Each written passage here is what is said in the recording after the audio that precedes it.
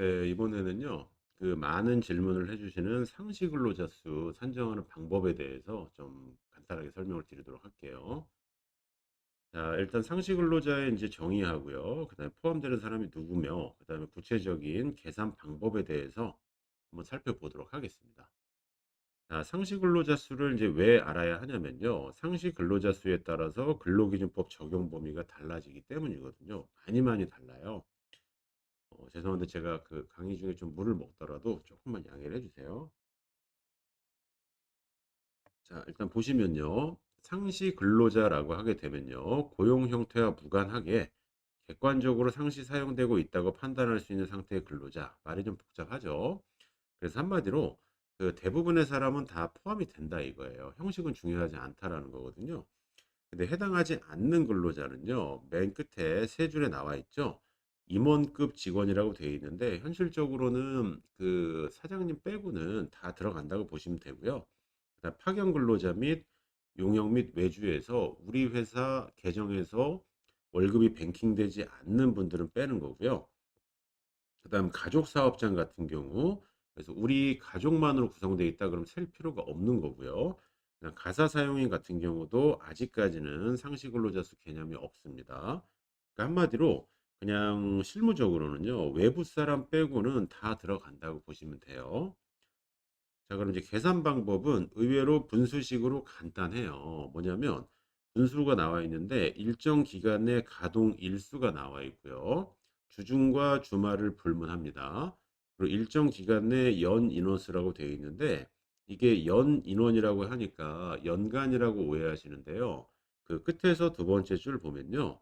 총 인원에서 토탈 인원이에요. 그러니까 우리 회사가 뭐 27일, 30일을 가동했다라고 할 때요. 그 30일 안에 들어간 모든 인원수를 합친 거, 여기 토탈, 그거를 연 인원수라고 해요. 그래서 마지막 줄 보시면 이 그 두 명이 5일 동안 일을 했다 그러면 5일 동안의 연 인원은 10명. 뭐 어렵지 않죠. 자, 그래서 가동일수로 계산을 해서 하루당 평균 인원수가 나올 텐데 그거를 상시 근로자 수라고 하고요. 근로기준법에서는 보통 1개월을 기준으로 계산을 하게 되어 있습니다. 자, 근데 가동 일수에서 이제 주의하실 거 실제로 영업한 일수라고 되어 있는데요. 휴무, 휴일 등 영업을 하지 않은 일수는 가동 일수에서 제외된다고 되어 있는데 그 일요일과 어떤 토요일 개념을 빼라는 건 아니에요. 그냥 우리 회사가 이번 주에는 뭐 창립 기념일으로 수요일 날 쉬었어요. 그러면 그런 날만 빼라는 거지. 평일과 주말을 불문하고 일한 날은 다 가동 일수에 포함이 됩니다. 그래서 그 예를 들어 가지고 그 2021년 7월 한 달간 상시 근로자 수에서 7월 한 달간을 보는 건데 뭐 우리 회사가 주 6일 영업 기준 27일을 했어요.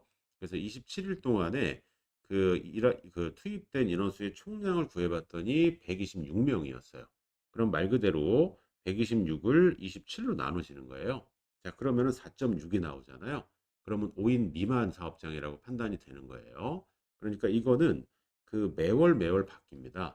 근데 우리 회사는 완전한 5인 이상이다라는 거는 상시적으로 매월 지금 뭐 거의 1년 이상, 뭐 2년 이상 이렇게 5인 이상일 때 보통 5인 이상이라고 하고요. 그 경기에 있을 때는 약간 그 상황에 따라서 매월 바뀔 수는 있어요. 그래서 지금까지 설명드린 게 근로기준법상 상시 근로자 수를 산정하는 방식이었고 각종 고용지원금이나 고용보험 같은 경우는 이와 약간씩 달리 좀 응용해서 상시 근로자 수를 세는데 원칙은 가장 중요한 그 센터에 있는 법은 근로기준법이기 때문에요. 요 방식으로 정리를 일단 하셔야 돼요.